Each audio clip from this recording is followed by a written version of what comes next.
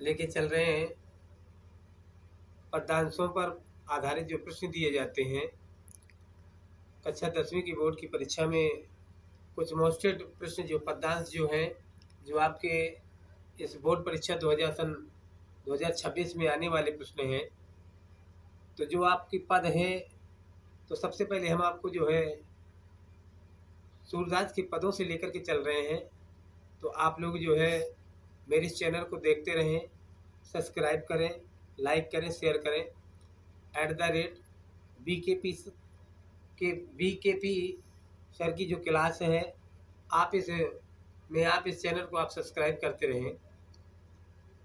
मैं आप लोगों को ये बताना चाहता हूँ कि यहाँ पर एक पद है आपका, बहुत ही मोस्टेड पद है, VIP, वेरी मोस्ट इम्पॉर्टेंट। इस तरीके से ये आपका जो पद दिया गया है, ये वेरी मोस्ट इम्पॉर्टेंट है।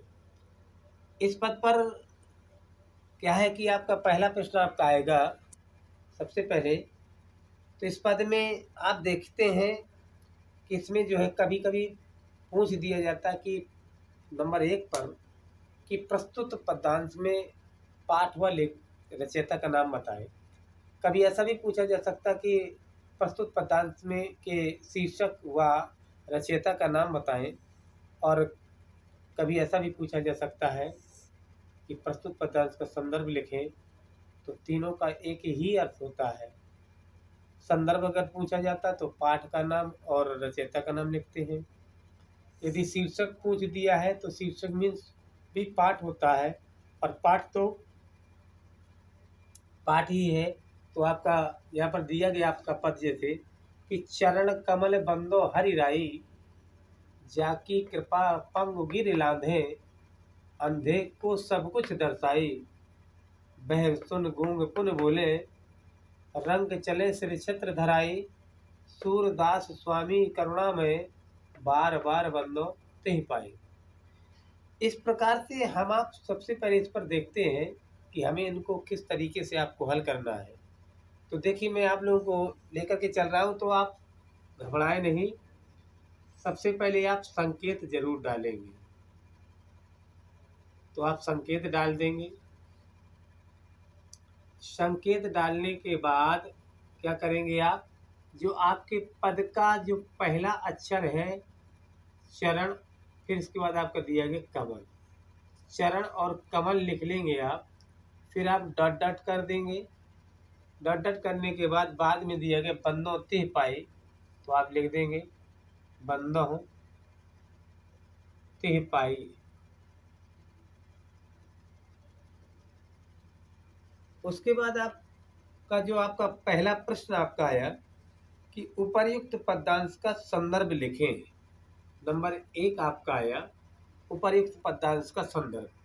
उपर्युक्त पद्यांश का संदर्भ, तो यहाँ पर हम आप लोगों को लेकर के चल रहे हैं। अगर आप संदर्भ लिखना चाहते हैं तो आप लिखें, सुन लीजिए आप, कि भारतीय पद्य साहित्याकांक्ष में अपनी स्वर्णमयी आभा को बिखेरने वाले प्रतिभा के प्रदीप पांडित्य पारावार मेरु श्रृंग उत्संग कविकुल कानन दिवाकर माँ सरस्वती के वरद पुत्र कवि सूरदास जी ने सूरदास के पदों से इस पद की कल्पना की हुई है। ये आपका संदर्भ हो गया। यदि आप इस तरीके से नहीं लिखना चाहते हैं तो आप इस तरीके से भी लिख दें कि प्रस्तुत पद्यांश हमारी पाठ्य पुस्तक, बिल्कुल साधारण सा आप लिखना चाहते हैं तो आप लिख दें कि प्रस्तुत पद्यांश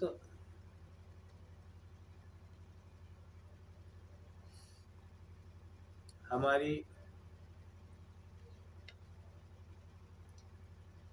पाठ्य पुस्तक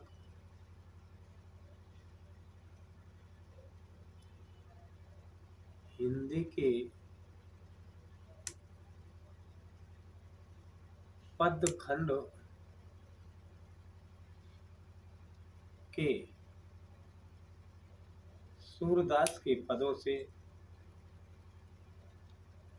सूरदास के पदों से यह पद अवतरित है।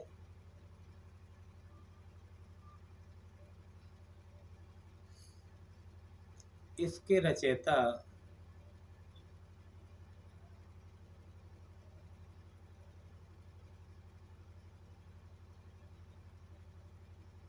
सूरदास जी।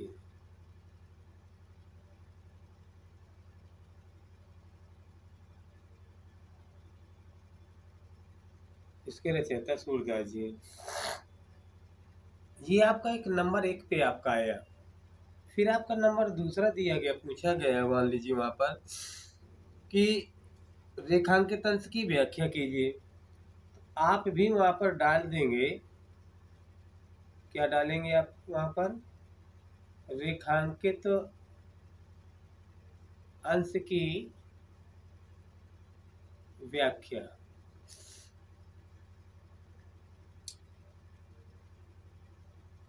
तो आप रेखांकित अंश की व्याख्या कर देंगे, आप भी डाल दीजिएगा।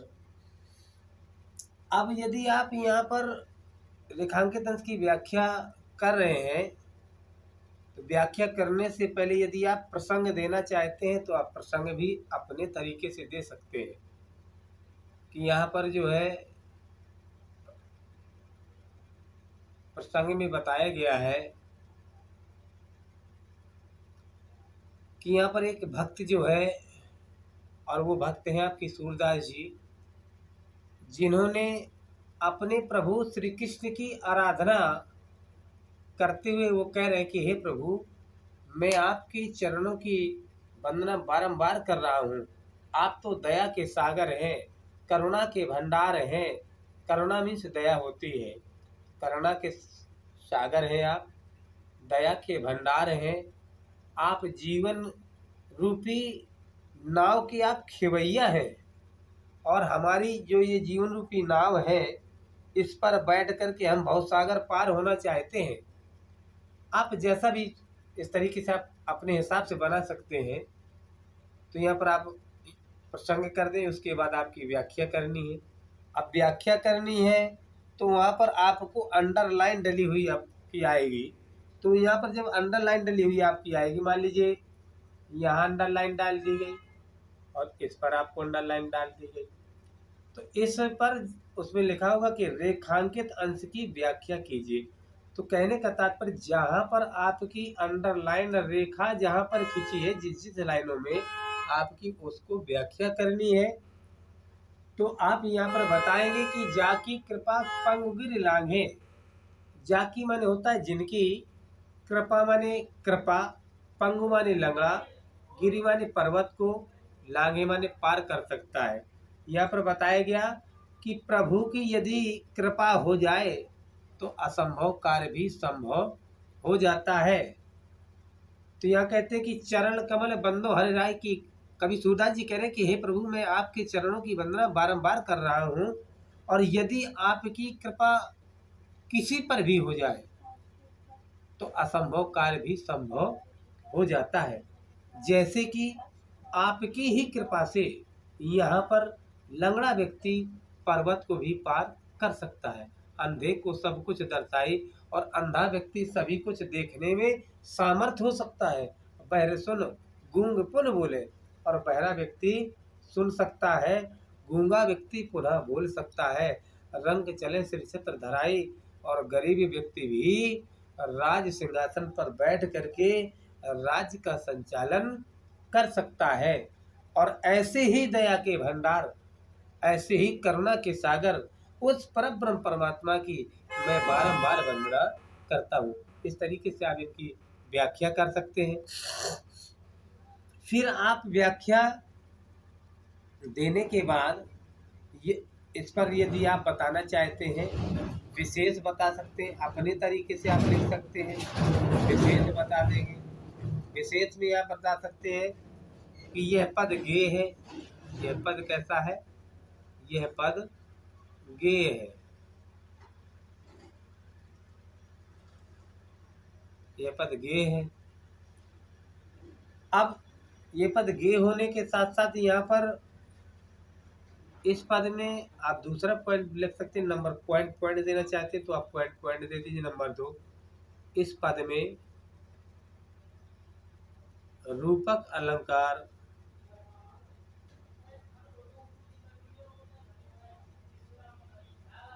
कार की छटा दिखाई दे रही है।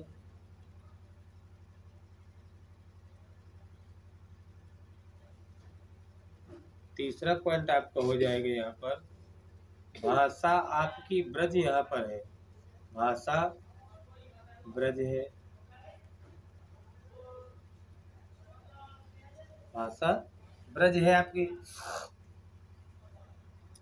फिर आप जो है इसी प्रकार से आप और भी बता सकते हैं कि यहाँ पर कृष्ण की भक्ति का गुणगान किया गया है।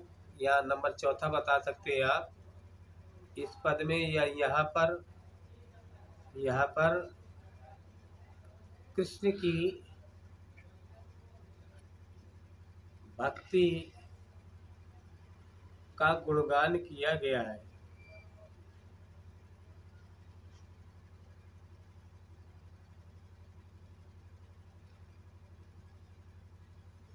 कृष्ण की भक्ति का गुणगान किया गया है। इस तरीके से आप यहाँ पर जो है बता देंगे और उसके बाद आप इसको नोट कर लें। फिर आप देखें, इसको नोट करने के बाद आप जो है तीसरे नंबर पर आप चलेंगे और आपका तीसरा प्रश्न यहाँ पर पूछा जा रहा है कि किसकी कृपा से लंगड़ा व्यक्ति पर्वत को लांघ सकता है। यहाँ पर एक लास्ट में प्रश्न आएगा आपका तीसरा प्रश्न। ऐसे ही सभी पदों पर ही 3 प्रश्न पूछे जाते हैं। किसकी कृपा से लंगड़ा व्यक्ति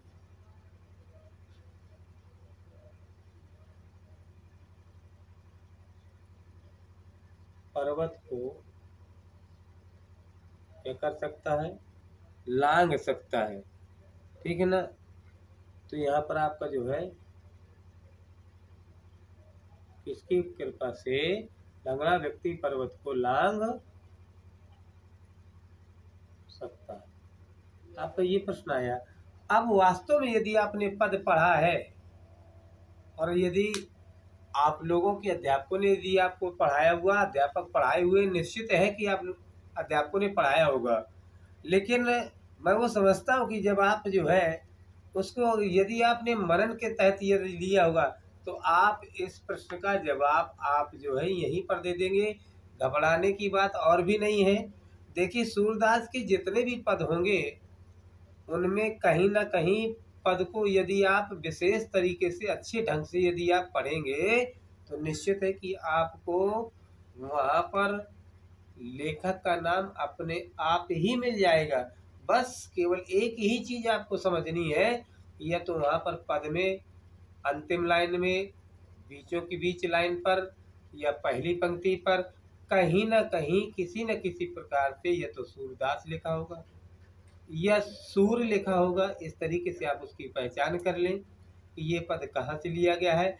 वैसे मैं संभवतः 99% मैं यही समझ रहा हूँ कि इस बार सन 2026 में सूरदास के पदों से ही कोई न कोई पद आपको अवश्य मिलेगा।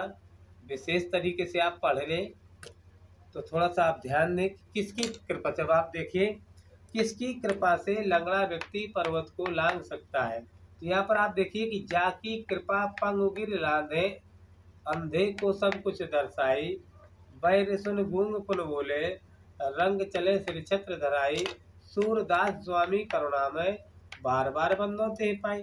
तो किसकी कृपा से व्यक्ति लंगड़ा व्यक्ति पर्वत को लांघ सकता है? तो आप यहाँ पर इसका जब उत्तर देंगे तो उत्तर पे आप लिख देंगे भगवान की कृपा से। ठीक है ना।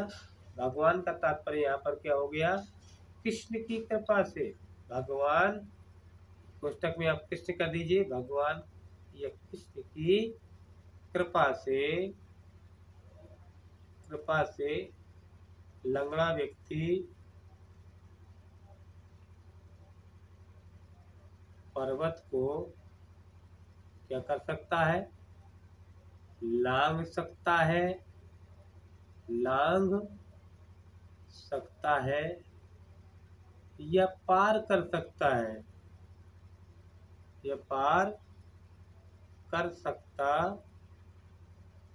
सकता है।